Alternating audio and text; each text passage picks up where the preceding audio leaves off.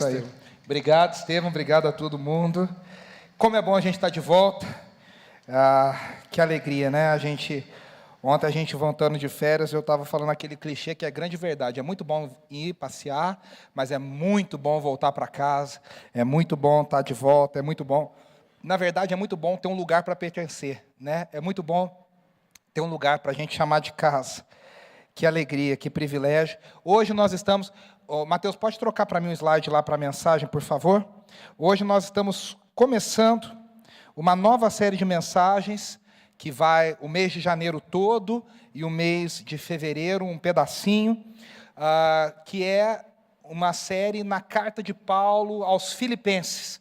Nós vamos estudar capítulo a capítulo, versículo a versículo, toda a carta de Paulo aos Filipenses. A gente, né, sabe que toda a palavra de Deus, ela é palavra de Deus, ela é autoritativa, ela é inspirada por Deus. A própria Bíblia diz que Deus soprou cada uma das escrituras, cada um dos versículos, cada um dos livros que compõem o cânon das nossas escrituras, e a gente crê nisso. Mas, dito isso, a gente sabe também que tem cartas e livros que são mais especiais, né? Aí você fala, mais especiais em que sentido?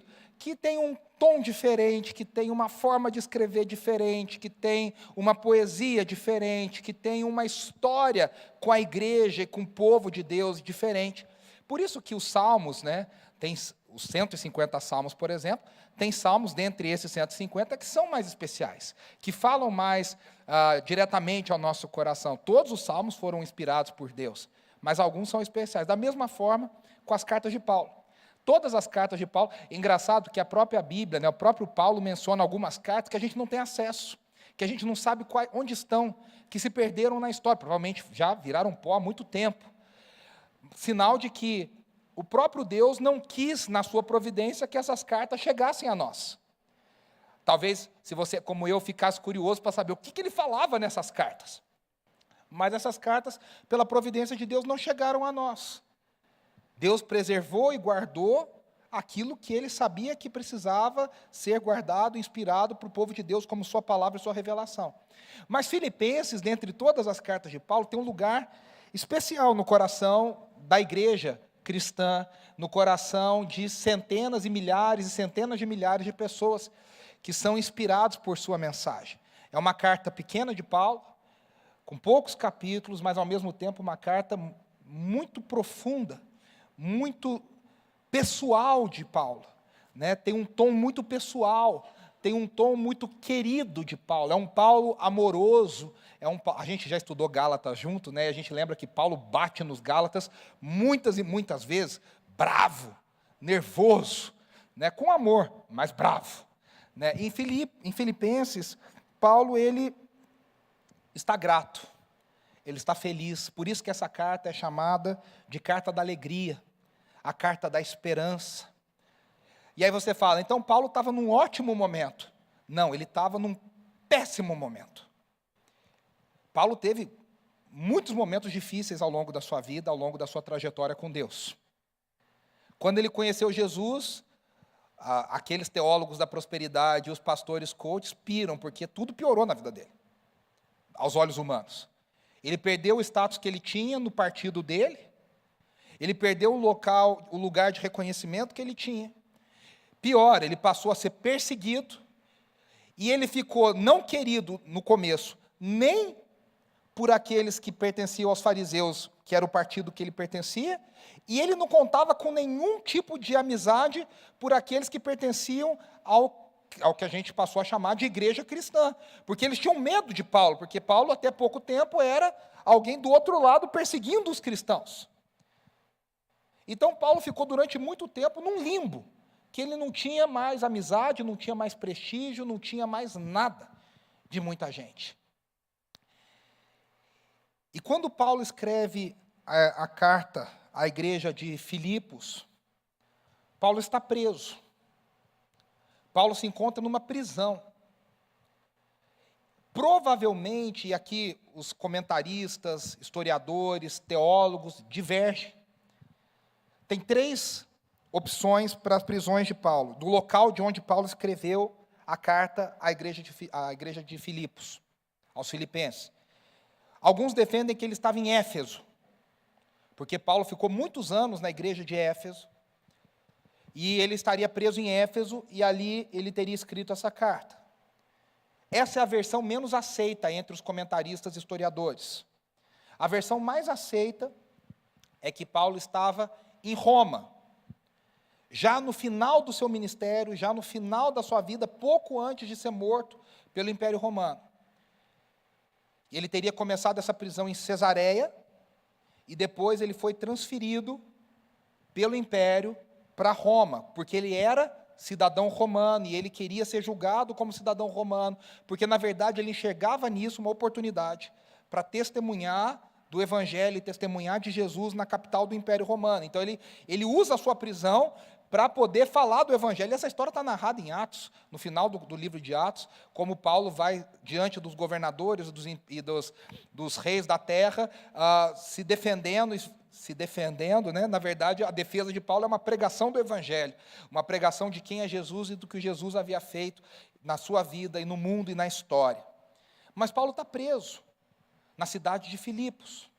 A cidade de Filipos, a gente até vai ver aqui, olha, eu até coloquei uma... Mateus, se puder me ajudar, só passar para mim um aí, por favor. Aí são as ruínas da cidade de Filipos. A cidade tinha uma localização estratégica, ligando a Ásia à Europa. Ligando a Ásia à Europa. A cidade tinha um outro nome, ela recebe o nome de Filipos, em homenagem a Filipe, filho de Alexandre, pai de Alexandre o Grande, o conquistador dessa região. E por causa de Alexandre o Grande, essa região passa, então, a falar basicamente o grego e ter na sua cultura a cultura helênica, ou seja, a cultura, a gente sempre fala isso, a gente aprendeu isso na escola, né? Os gregos dominaram a cultura, os romanos dominaram pela força e pelo poder. Mas os romanos eram helênicos, ou seja, eles eram gregos no seu jeito de pensar.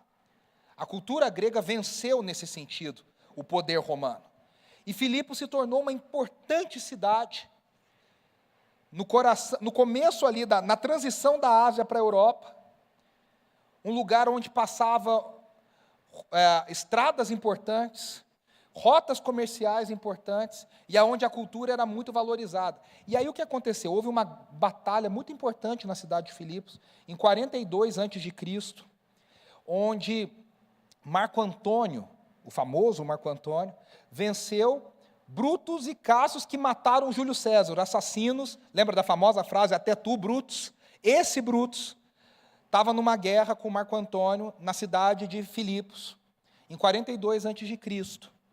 E a partir daquele momento, aquela cidade, então, agora debaixo do Império Romano, foi declarada uma cidade romana, e ela se tornou, como o pessoal chamava, uma pequena Roma, porque a arquitetura, os monumentos, tudo era feito, inspirado em Roma, para ser essa pequena Roma, para lembrar Roma. E nessa cidade moravam muitos soldados, muita gente importante do exército romano, que se aposentou e ficou nessa cidade. Então, um grande valor dessa cidade é que essa cidade tinha um grande orgulho de ser quem era. Essa cidade tinha orgulho da sua história. Os cidadãos dessa cidade tinham orgulho de ser cidadãos romanos, porque ser um cidadão romano era ser um cidadão de primeira classe. Era ter o passaporte mais desejado do mundo.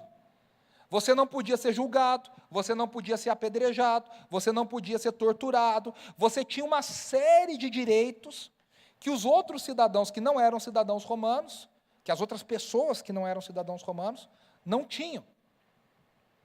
Então, Filipos era uma cidade que tinha muito orgulho de quem ela era, da sua história, da sua cultura. E é interessante porque nessa cidade, é para essa cidade que Paulo diz, a gente tem que se orgulhar de ser cidadão do céu. A gente tem que se orgulhar de ser cidadãos do reino de Deus. Querendo dizer, olha, mais importante do que a identidade como um filipense, é a sua identidade como um filho de Deus, é a sua identidade como alguém comprado por Jesus Cristo, que pertence a Jesus Cristo.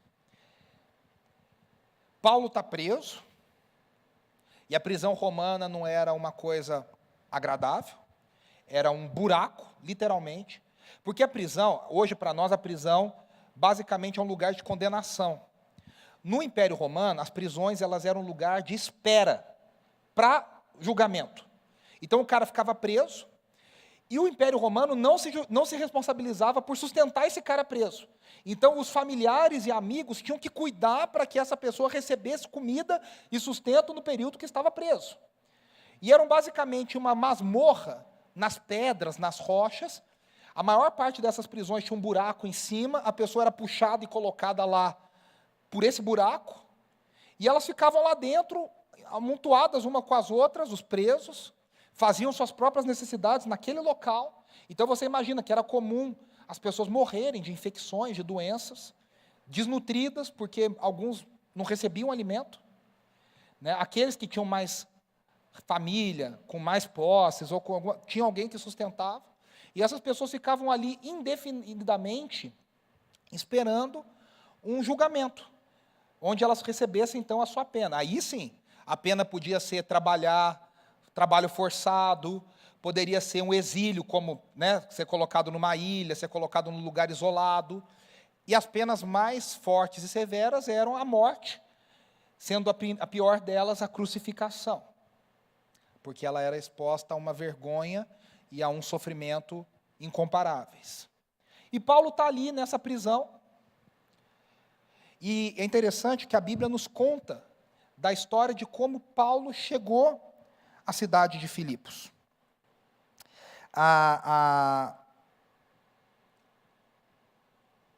Atos capítulo 16 nos conta que Paulo queria pregar, ele queria seguir a sua segunda viagem missionária, até vou colocar aqui para vocês, ó, um mapinha que dá para você. Filipos está aqui, ó, aqui em cima, ó.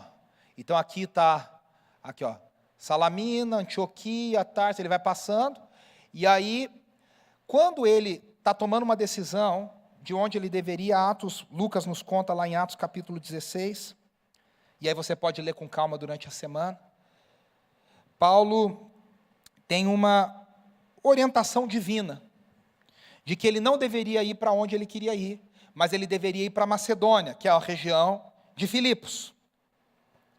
A capital dessa região era Tessalônia, mas Filipos, como eu disse, era uma cidade muito importante. E Paulo recebe essa orientação divina, e ele decide, então, mudar a sua rota. Aqui fica uma lição para nós, né, para esse início de ano. Primeira coisa é a seguinte, né, que a gente acha que, às vezes,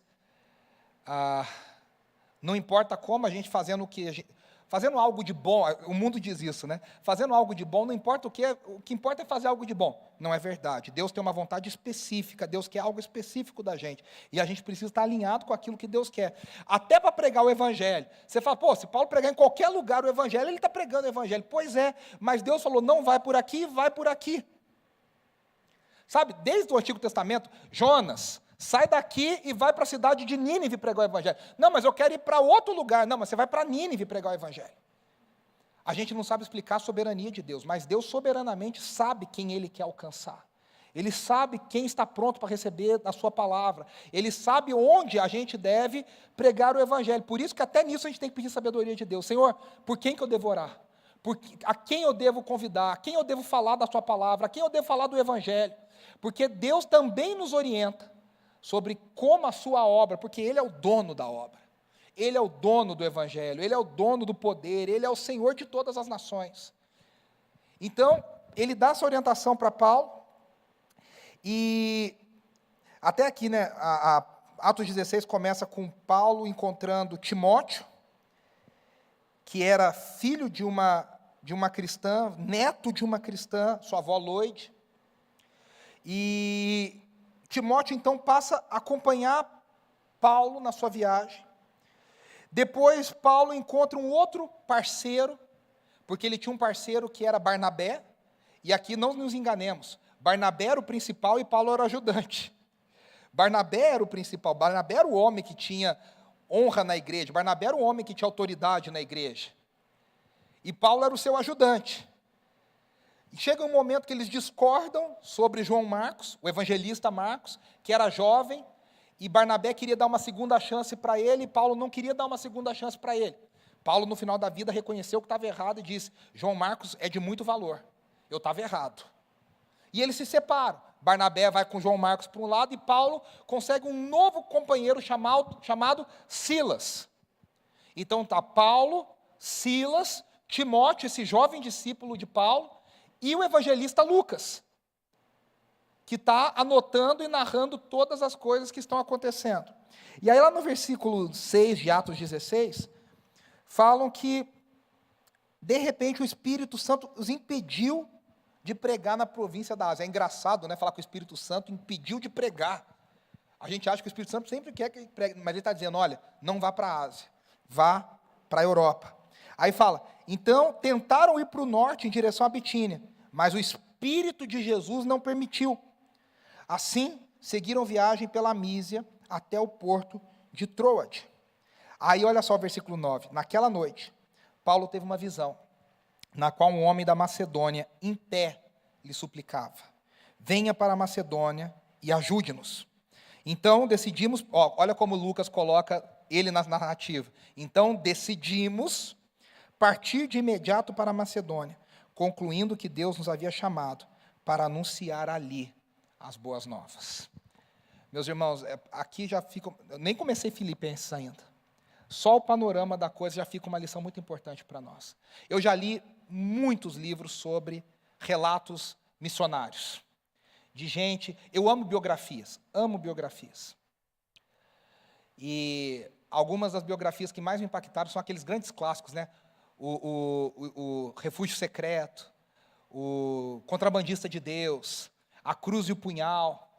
A Cruz e o Punhal, por exemplo, eu me lembro, David Wilkerson, era um pastor numa igrejinha no interior do estado, feliz da vida, tranquilo, de boa, como a gente falaria, de boa no ministério, pregando todo domingo.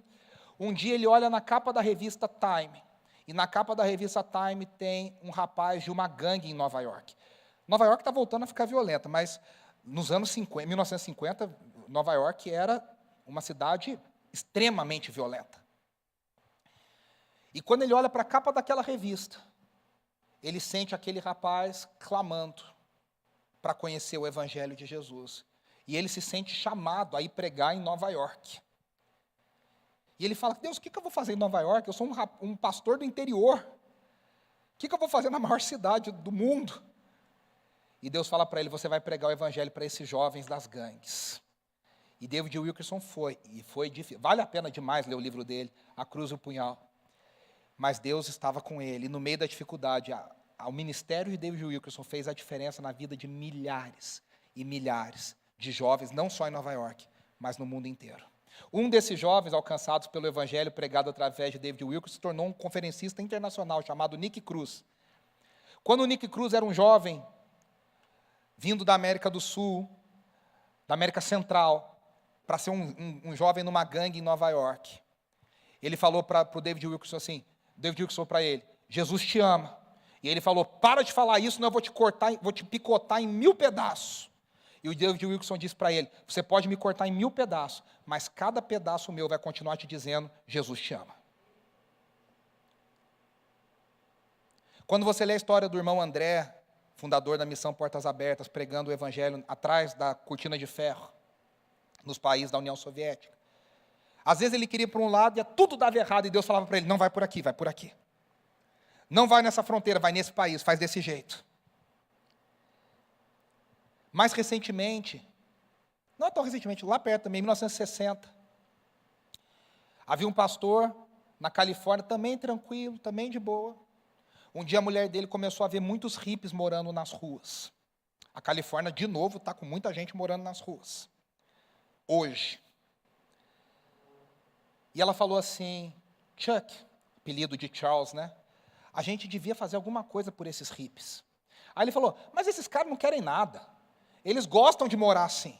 Eles gostam de usar droga, eles são todos... Eu nem sei falar com essas pessoas. E a filha no banco de trás, e a filha falou assim: meu namorado tem um amigo que é hippie, se quiser eu peço para ele lá em casa. E aí ele falou: rapaz, o que é isso? Tá bom, chama ele lá. E o rapaz, o hippie que foi, tinha se convertido. Só que ele era um hippie doidão. E ele falou, eu preciso de alguém que me discipule. Esse cara se chamava Lonnie Frisbee e o pastor chamava Chuck Smith. E aí o Lonnie Frisbee falou para o pastor Chuck Smith, se você quiser alcançar o meu povo com o evangelho de Jesus, você precisa entender o que nós pensamos. Não adianta você falar como alguém da sua idade, do seu jeito, você precisa pensar do jeito que a gente pensa. E eu posso te ensinar isso. E ele fala, então vamos nessa. Eu te ensino sobre Jesus, você me ensina como os hippies pensam. E ali começou um movimento que foi o maior avivamento do século XX no mundo. O último grande avivamento dos Estados Unidos, chamado Movimento de Jesus. Tem até um filme na HBO Max chamado Movimento de Jesus sobre isso. Vale a pena assistir. E Deus começou com 10, 20, 100, 200, 1.000, 2.000, 3.000 hippies começaram a se chegar à igreja. Aí a diretoria da igreja falou para o pastor Chuck, esse pessoal está sujando o carpete da nossa igreja. Ele falou, tudo bem, eu resolvo isso. No próximo domingo ele estava na porta da igreja, lavando os pés dos hippies. No outro domingo, ele mandou arrancar o carpete. E falou, aqui na nossa igreja é mais importante alcançar a gente do que o carpete. Quem não quiser, quem amava o carpete pode ir embora. E Deus fez uma obra em centenas de milhares de jovens, que alcançou o mundo inteiro. Porque Deus, eu queria pregar para cá, mas Deus fala, mas eu quero que você pregue aqui. Eu queria fazer aqui, mas eu quero que você faça ali. Nesse início de ano, de novo, a gente não precisa colocar a nossa agenda para Deus. A gente tem que perguntar para Deus, qual é a tua agenda para nós? O que o Senhor tem para nós? O que o Senhor espera de nós? Como é que o Senhor quer me usar? Como é que o Senhor quer fazer? E o que eu acho lindo nessas histórias é que essas pessoas não eram grandes teólogos, não eram pessoas extremamente importantes, era gente comum, gente simples, que Deus usou com aquilo que eles tinham nas mãos. Eles se tornaram gente muito importante, mas quando eles começaram, eles eram ninguém. E Deus quis usar, e Deus quis fazer. E aí, quando Paulo chega, ele chega em Filipos, e aí Lucas diz assim, no sábado, versículo 13 do capítulo 16 de Atos, saímos da cidade e fomos à margem do rio, onde esperávamos encontrar um lugar de oração. Por quê? Paulo sempre começava a pregar, era o método de Paulo, ele começava a pregar o evangelho para judeus. Em qualquer cidade que ele ia, ele pregava para judeus, porque haviam judeus espalhados por todo o império. Só que ele descobriu que não tinha uma sinagoga em Filipos. Mas aonde as pessoas se reuniam? Se reuniam ao lado do rio, para falar da palavra, orar juntos e fazer o seu culto. E Paulo vai lá com Lucas, Silas e Timóteo. E ele encontra um grupo de mulheres. Eu acho muito interessante porque tem muita gente que tenta desqualificar o valor da mulher no reino de Deus. Para Paulo, as mulheres foram... Para Jesus, não preciso nem falar como as mulheres foram importantes. Para Paulo também, há muitas mulheres, colunas das igrejas, que Paulo plantou nas suas viagens e no seu ministério. Aí ele fala assim, Lucas, sentamos e começamos a conversar com algumas mulheres ali reunidas. Uma delas era uma mulher temente a Deus, chamada Lídia, da cidade de Tiatira, comerciante de tecido de púrpura. Provavelmente ela tinha dinheiro. Ela era temente a Deus, ou seja, ela era uma gentia, o nome dela é um nome grego. Ela era temente a Deus, significa que ela era uma prosélita, ou seja, ela gostava do judaísmo, ela gostava do Deus de Israel, ela gostava do Deus dos judeus. E aí o que Paulo faz? Paulo, então, prega o evangelho de Jesus para essa mulher. E essa mulher se torna a primeira convertida da cidade de Filipos. Ela é batizada imediatamente, lá, já no rio, já estava ali, já batiza. A sua casa é batizada, a sua família é batizada. E a partir dali começa essa igreja em Filipos. O que acontece? Aparece uma mulher endemoniada, e essa mulher, dia após dia, aparece e fala assim, escutem esses homens. Aí você vai falar que coisa mais louca. A Bíblia é muito interessante. A mulher endemoniada, aparecia e falava assim, escutem esses homens, porque eles são enviados da parte de Deus. Aí você fala, o demônio está fazendo propaganda de Jesus. Só que aquilo foi incomodando Paulo, Provavelmente por quê? Porque o que Satanás estava tentando fazer era associar Paulo e Silas com a obra demoníaca na cidade, dizendo, olha, eu reconheço que eles são homens de Deus, a gente está junto nessa obra. E Paulo está pensando, a gente não tem nada a ver com essa obra demoníaca, essa obra de enganação, essa obra de manipulação, de feitiçaria. Depois de alguns dias, Paulo se irrita e Paulo expulsa o demônio da mulher. Só que a mulher era possessa de um espírito adivinho, e essa trazia dinheiro para os caras que exploravam ela. E esses caras ficam revoltados e eles levantam um grande tumulto, e Paulo e Silas vão presos. Paulo não podia ser preso e nem Silas, porque os dois eram cidadãos romanos. Mas na muvuca, ninguém ficou sabendo, eles foram presos. Presos injustamente. Aí você pensa o seguinte, né? Pensa a cabeça de Paulo. Ele pensa, eu queria pregar na Ásia. O Espírito apareceu para mim e falou que não era para pregar na Ásia, que era para vir pregar aqui. Pelo jeito não deu certo, porque agora estou preso.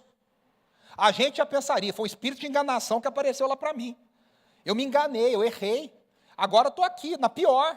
Estou preso, lascado, perdido. Paulo faz o contrário. Uma das passagens que eu mais amo de toda a Bíblia. Paulo e Silas naquela prisão. Eles falam, a gente obedeceu o Espírito. Por isso que é bom a gente obedecer o Espírito de Deus. Porque quando a gente está na pior, e a pior vai chegar, a gente acabou a tempestade, o vento. Eu não estou profetizando, eu só estou constatando que a tempestade vai vir, o vento forte vai vir. Eu só não sei quando, eu não sei o dia e a hora.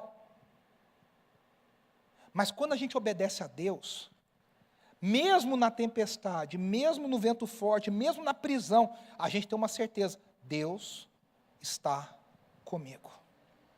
Deus permanece comigo. Deus está aqui nessa prisão. O que Paulo e Silas fazem? Começam a cantar. Começam a cantar. Eu imagino que eles cantaram um hino da Cassiane, para falar bem a verdade. Eu acho que eles cantaram, Deus vai na frente, abrindo o caminho, quebrando as correntes, tirando os espinhos, ordena os anjos. Eu acho que eles cantaram isso em grego. Mas eles começaram a... Essa canção fala disso, né?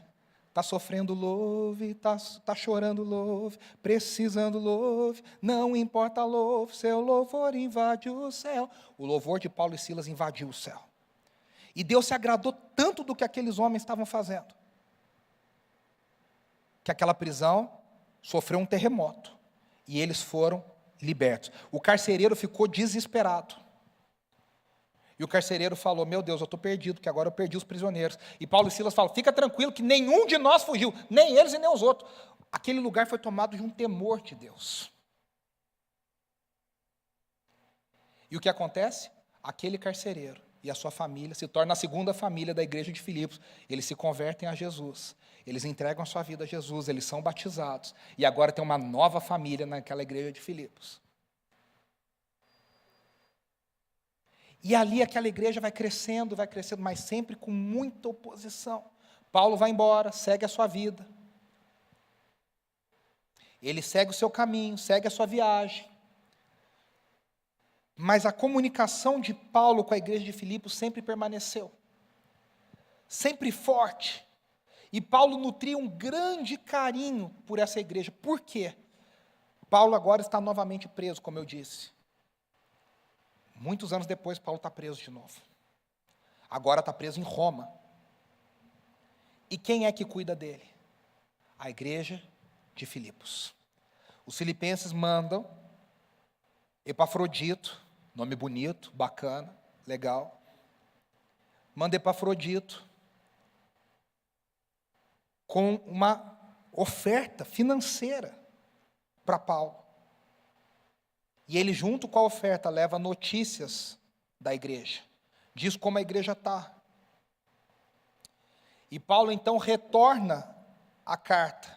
Só que Epafrodito adoece. E aí Paulo manda outra pessoa entregar a carta.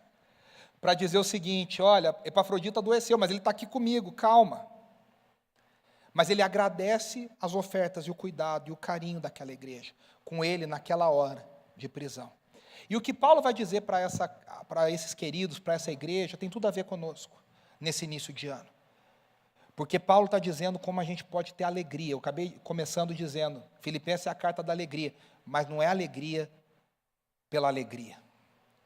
É alegria no meio da dor, é alegria no meio do sofrimento, é alegria no meio da perseguição, é alegria em meio a dias difíceis.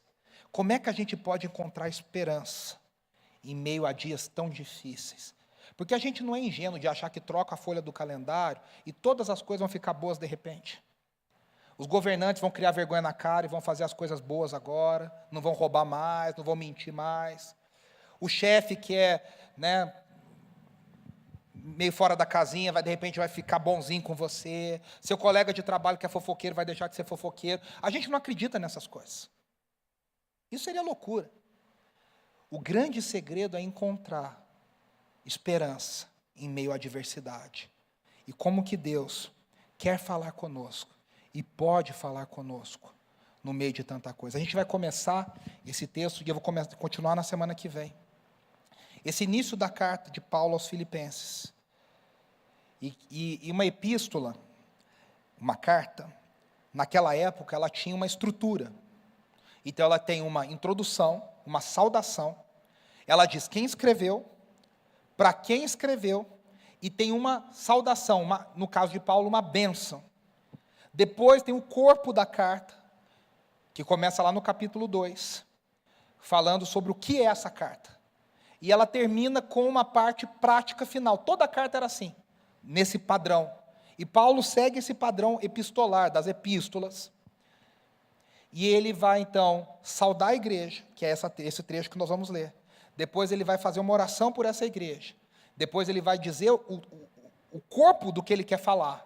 E ele vai terminar lá no capítulo 4, com o encerramento, com saudações e exortações rápidas para aquela igreja, em Filipos.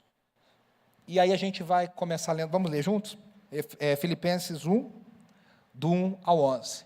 Paulo e Timóteo, servos de Cristo Jesus, a todos os santos em Cristo Jesus, que estão em Filipos, com os bispos e diáconos, graça e paz a vocês da parte de Deus, o nosso Pai e do Senhor Jesus Cristo. Dou graças ao meu Deus sempre que me lembro de vocês. Em todas as minhas orações por todos vocês, sempre oro com alegria, por causa da cooperação de vocês com o Evangelho, desde o primeiro dia até agora. Aqui é o versículo central dessa parte, tá? Dessa perícope. Estou convencido de que aquele que começou a boa obra em vocês, há de completá-la até o dia de Cristo Jesus.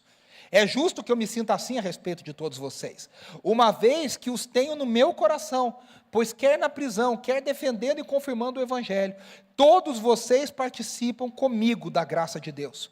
Deus é minha testemunha de como tenho saudade de todos vocês, com a profunda afeição de Cristo Jesus. Esta é a minha oração, que o amor de vocês aumente cada vez mais em conhecimento e em toda a percepção, para discernirem o que é melhor, a fim de serem puros e irrepreensíveis até o dia de Cristo, cheios do fruto da justiça, fruto que vem por meio de Jesus Cristo, para a glória e louvor de Deus. Mateus, pode voltar lá no versículo 1 e 2, por favor? Quem está escrevendo a carta é Paulo, com a ajuda de Timóteo, seu discípulo amado. Jovem, mas o próprio Paulo diz a Timóteo, não deixe que te desprezem, porque você é jovem. Então, Paulo levava a sério o ministério e o chamado de Timóteo. Eu acho interessante aqui, olha, Paulo é um apóstolo. Eu acho que a gente esperaria que ele falasse assim, Paulo e Timóteo, santos em Cristo Jesus, a todos os servos em Cristo, porque eles são os importantes. Agora, engraçado, ele se chama de servo, e ele chama os cristãos de Filipos de santos. Interessante essa perspectiva. A palavra servo, ela é um pouco suavizada. A palavra verdadeira no grego é doulos, é escravo. Claro que a gente precisa lembrar que a escravidão do século I não era a escravidão horrorosa e nojenta dos séculos XV, XVI, XVII. Era escravidão? Era escravidão. Mas, se é possível isso, era escravidão um pouco mais digna. O escravo não era tratado como uma mercadoria. Ele pertencia ao Senhor, mas ele tinha um mínimo de dignidade. Agora Paulo, que é um cidadão romano, de primeira classe, E dentro do judaísmo, fariseu de fariseus, como ele mesmo diz, de uma nobre linhagem, ele escreve para essa igreja, ele diz: eu sou um servo de Jesus Cristo, eu sou servo de Cristo Jesus. Eu e Timóteo somos escravos de Cristo Jesus. Ele está dizendo: eu não tenho vontade, eu faço a vontade de Deus. Eu não tenho nada meu, tudo que eu faço é dele, tudo que eu tenho é dele. Eu sou um escravo, a minha vontade é a vontade de Cristo Jesus. O que eu faço é o que Cristo Jesus quer que eu faça. Os meus dias pertencem a Cristo Jesus. Eu sou um escravo de Cristo Jesus e, consequentemente, um escravo da sua igreja. Um servo da sua igreja. Porque todo mundo que ama Jesus precisa amar a sua igreja. Eu confesso que no mundo de hoje tem um monte de gente que diz amar Jesus, mas não gosta muito da igreja. Aí a coisa não dá muito certo. Porque a expressão de Jesus no mundo é a igreja. Então quem ama Jesus, ama a igreja e enxerga a igreja como Cristo enxerga a igreja.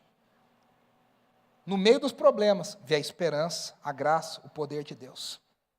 Que uma meta nossa para 2024 seja a gente amar mais a igreja de Jesus, se envolver mais com o reino de Deus, estar mais presente no reino de Deus. Não falo isso pela IB Metrô, não, não é por isso, eu falo isso pelo nosso bem, porque não existe vida cristã e crescimento sem igreja local, sem estar envolvido no reino de Deus, sem partilhar da vida do reino de Deus.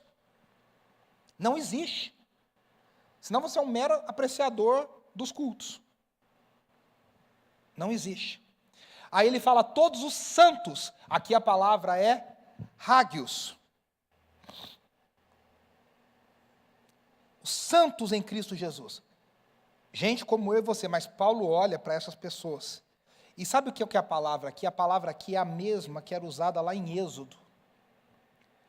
Para falar, vocês são uma nação, Israel, vocês são uma nação santa. O que Paulo está dizendo é o seguinte: essa igreja, na Europa, uma igreja gentílica, uma igreja de gente que não veio do judaísmo, que não é gente judia, que não é gente do povo de Deus, agora, pelo Evangelho de Jesus, foi tornada parte do corpo de Deus e do povo de Deus. Ele está dizendo: vocês são parte do povo de Deus, vocês são como Israel, vocês são uma nação santa, vocês são um povo santo, escolhido de Deus.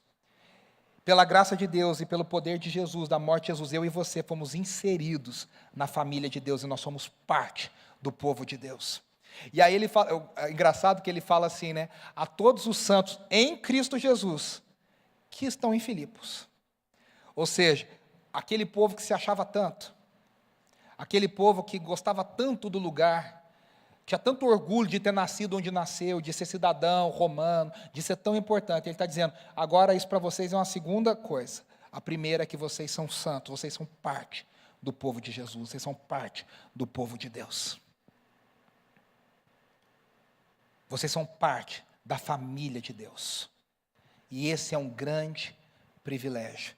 E aí ele fala, né, com os bispos e diáconos. Ele está falando, os bispos eram aqueles que lideravam as igrejas locais, pregavam, ensinavam, e os diáconos eram aqueles que cuidavam da vida prática da igreja, das questões práticas da igreja.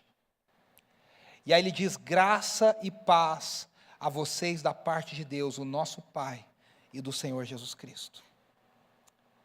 Tudo que a gente precisa de Deus é encontrar graça e paz. Quando a gente encontra graça, a gente sabe que não é nada no nosso mérito, é no mérito de Cristo. Quando a gente encontra graça, a gente sabe que não é no que eu fiz ou deixei de fazer, é no que Cristo Jesus fez por mim. Quando a gente encontra a graça, a gente se torna mais gracioso e a gente estende graça na vida das pessoas. O que a gente precisa é de gente menos legalista e de gente que estenda mais graça na vida das pessoas.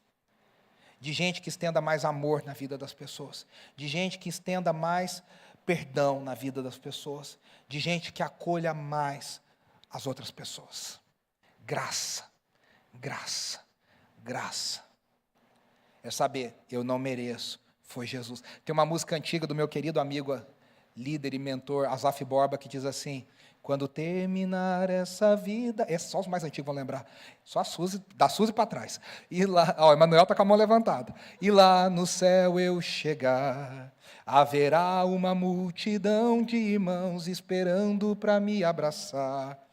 E me perguntarão, conta-nos, irmão. Ele vai falando, tem toda a descrição, né? Aí ele fala, como que você venceu e chegou até aqui? Aí ele fala, e falarei e cantarei, foi Jesus que me amou, e por esse pecador, assim mesmo se entregou. Graça, graça, superabundante graça. É a graça de Jesus na nossa vida, é a graça de Jesus que transborda na nossa vida. Paulo tinha certeza disso. Eu já falei isso para vocês em outras mensagens. No começo do seu ministério, ele diz que ele era o menor dos apóstolos. Numa de suas últimas cartas, ele diz que ele era o menor de todos os pecadores. O maior pecador, o menor de todos os cristãos.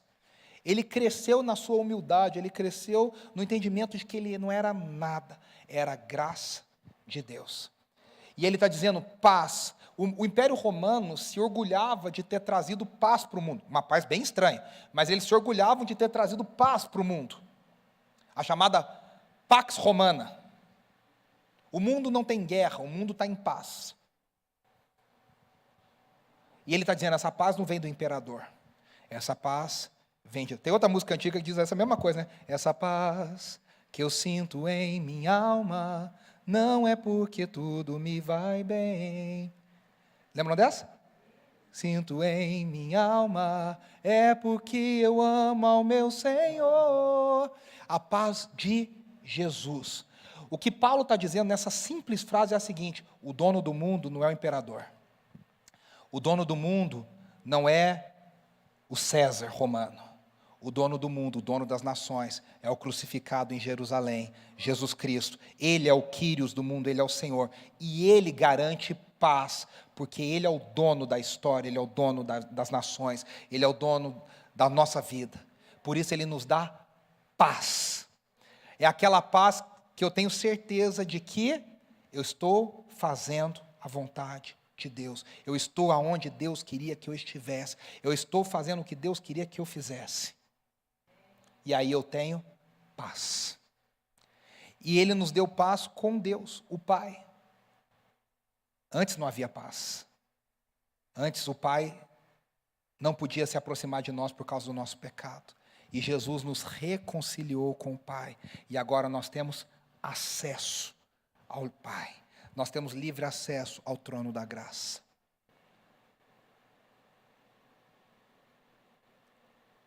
Que Deus nos ajude nessa jornada, nesse ano que se inicia, nessas próximas 51 semanas que nós temos pela frente, da gente caminhar em meio às dificuldades, com a certeza de que o Senhor é o dono da nossa vida, para a gente orar: Senhor, eu quero fazer a Tua vontade, eu quero ir aonde o Senhor quer que eu vá, eu quero fazer aquilo que o Senhor quer que eu faça, eu quero orar por quem o Senhor quer que eu ore, eu quero pregar o Evangelho para quem o Senhor quer que eu pregue, e eu quero estender a certeza de que eu sou um escravo de Cristo. De que a minha vida não é minha, a vida é dele. E que eu tenho graça e paz, frutos desse relacionamento em Cristo Jesus. Vamos orar?